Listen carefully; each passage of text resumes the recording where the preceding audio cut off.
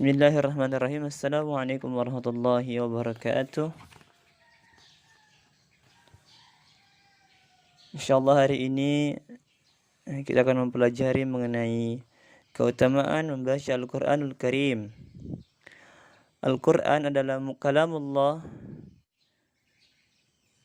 yakni firman Allah Subhanahu wa taala. Keutamaannya atas segala perkataan seperti keutamaan Allah Subhanahu wa taala atas seluruh makhluknya. Dengan membacanya adalah amalan yang paling utama dilakukan oleh lisan kita. Keutamaan mempelajari dan mengajarkan Al-Qur'anul Karim. Pahalanya Nabi SAW, khairukum man ta'allama al-Qur'an wa 'allamah. Sebaik kalian adalah siapa yang mempelajari Al-Qur'an dan mengajarkannya. Pahala membacanya. Sabda Nabi SAW, man qara'a harfan min kitabillah falahu bihi hasanah wal hasanatu bi asyri amsalha. Siapa saja membaca satu huruf dari kitabullah, maka baginya satu kebaikan, dan satu kebaikan itu dibalas dengan 10 kali lipatnya. Keutamaan mempelajari Al-Qur'anul Karim, menghafalnya dan pandai membacanya. Sabda Nabi SAW, Mathalul ladzi yaqra'ul Qur'an wa huwa hafizun lahu ma'as safarati al-kiram al-bararah wa mathalul ladzi yaqra'ul Qur'an wa huwa yata'ahaduhu wa huwa 'alayhi syadidun falahu ajran. Perumpamaan orang yang membaca Al-Qur'anul Karim sedang ia hafal dengannya bersama para malaikat yang suci dan mulia. Sedang perumpamaan orang yang membaca Al-Quran sedang ia senantiasa melakukannya meskipun hal itu sulit baginya, maka baginya 2 pahala.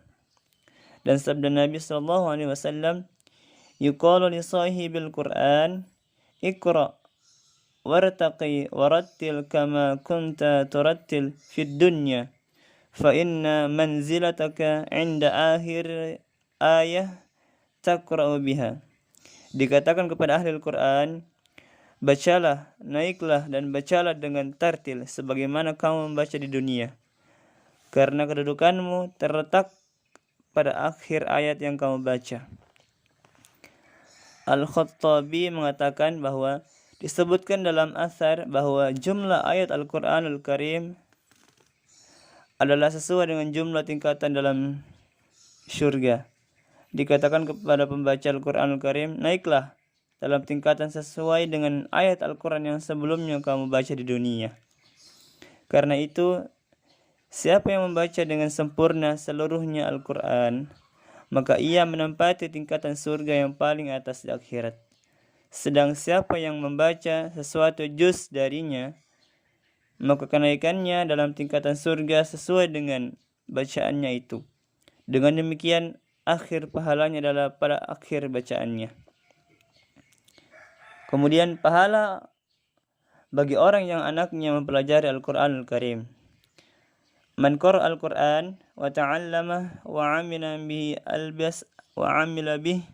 albasa waliduhu yawmal qiyamah tajan min nuri daw'uhu mislu dha'is syams. Man qara'a Al-Qur'an wa ta'allama wa 'amila bih albasa walidahu yawmal qiyamati tajan min nurin daw'uhu mislu dhai'is syams wa yuksa walidahu hullataini la yaqumu lahum ad-dunya fayaqulani bima kusina hadhihi fayuqalu bi'ahdi waladikuma Al-Qur'an. Siapa saja membaca Al-Qur'an Al-Karim, mempelajarinya dan mengamalkannya, maka dipakaikan kepada kedua orang tuanya pada hari kiamat mahkota dari cahaya yang sinarnya bagaikan sinar matahari, dan dikenakan kepada kedua orang tuanya 2 perhiasan yang nilainya tidak tertandingi oleh dunia. Keduanya pun bertanya, Bagaimana dipakaikan kepada kami semua itu? Dijawab, karena anakmu telah membaca Al-Quranul Karim. Hadis riwayat Al-Hakim. Al-Quran sendiri memberi syafaat kepada pembacanya dari akhir. Sabda Nabi SAW, Iqra'ul Quran fa innahu ya'ti yawmal qiyamati syafi'an li ashabih. Baca Al-Quranul Karim karena ia akan datang pada hari kiamat sebagai pemberi syafaat kepada para pembacanya. Hadis riwayat Muslim. Dan sabda beliau sallallahu alaihi wasallam, as-siyamu wal Qur'anu yashfa'ani lil 'abdi yaumal qiyamah. Puasa dan Al-Quranul Karim keduanya akan memberikan syafaat kepada seorang hamba pada hari kiamat. Hadis riwayat Ahmad dan Al-Hakim. Kemudian pahala orang yang berkumpul untuk membaca dan mengkajinya. Sabda Nabi sallallahu alaihi wasallam, "Ma ijtama'a qaumun fi baitin min buyutillah ta'ala yatluna kitabahu wa yatadarasuna bainahum illa nazalat 'alaihimus sakinah wa ghashiyatuhumur rahmah wa haffathumul malaikah wa dzakarahumullahu fi man 'indah." Tidak berkumpul suatu kaum di salah satu rumah Allah Subhanahu wa taala sedang mereka membaca kitabnya dan mengkajinya, melainkan mereka akan dilimpahi ketenangan, dicurahi rahmat, diliputi para malaikat dan disanjung oleh Allah Subhanahu wa taala di hadapan para makhluk yang di sisinya. Hadis riwayat Abu Dawud.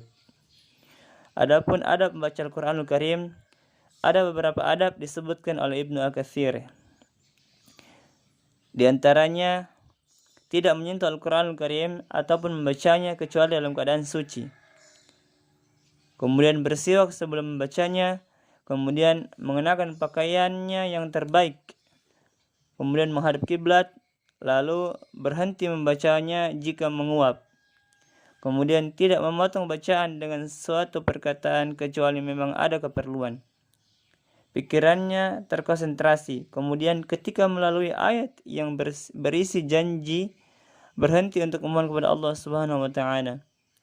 Dan ketika melalui ayat yang berisi ancaman, memohonlah ampun dan perlindungan kepada Allah Subhanahu wa taala. Tidak meletakkan Al-Qur'anul Karim tercerai-berai, juga tidak meletakkan sesuatu di atasnya. Tidak saling mengeraskan bacaan terhadap orang lain. Tidak membaca Al-Qur'anul Karim di dalam pasar dan di tempat-tempat hiburan. Lantas, bagaimana membaca Al-Qur'anul Karim? Caranya, Anas radhiyallahu an ketika ditanya tentang bacaan Nabi sallallahu alaihi wasallam, kana yamuddu maddan idza qara'a Bismillahirrahmanirrahim, Bismillahi wa yamuddur rahman wa yamuddur rahim. Beliau senantiasa membaca dengan perlahan sesuai dengan panjang pendeknya. Jika beliau membaca Bismillahirrahmanirrahim, maka beliau baca dengan perlahan Bismillah. Beliau baca dengan perlahan Ar-Rahman dan beliau baca dengan perlahan Ar-Rahim. Hadis riwayat Al-Bukhari. Pelipat gandaan pahala bacaan. Setiap orang yang membaca Al-Qur'anul Karim dengan ikhlas karena Allah Subhanahu wa taala, maka ia mendapatkan pahala. Namun, pahala ini dilipat gandakan jika disertai dengan kehadiran hati, penghayatan dan pemahaman terhadap ayat yang dibaca. Maka satu huruf bisa dilipat gandakan pahalanya menjadi 10 kebaikan, bahkan 700 kali lipat. Adapun jumlah ayat yang dibaca dalam sehari semalam, para sahabat Nabi Allah SAW biasanya membuat untuk diri mereka sendiri sejumlah ayat Al-Qur'anul Karim untuk dibaca setiap hari. Tidak seorang pun dari mereka yang senantiasa mengkhatamkan Al-Qur'anul Karim dalam waktu kurang dari 7 hari. Bahkan ada larangan berkenan dengan menghatamkan Al-Quran dalam waktu kurang dari 3 hari. Maka berupayalah dengan sungguh-sungguh, saudaraku yang budiman, untuk memanfaatkan waktu Anda dengan membacanya. Buatlah untuk diri Anda kadar bacaan harian, dan janganlah Anda meninggalkannya dalam keadaan bagaimanapun. sedikit tapi terus menerus lebih baik daripada banyak namun terputus-putus. Karena itu, jika Anda lalai dan ataupun ketiduran, maka laksanakan gantinya pada esok hari. Nabi SAW bersabda, "Man nama an hizbihi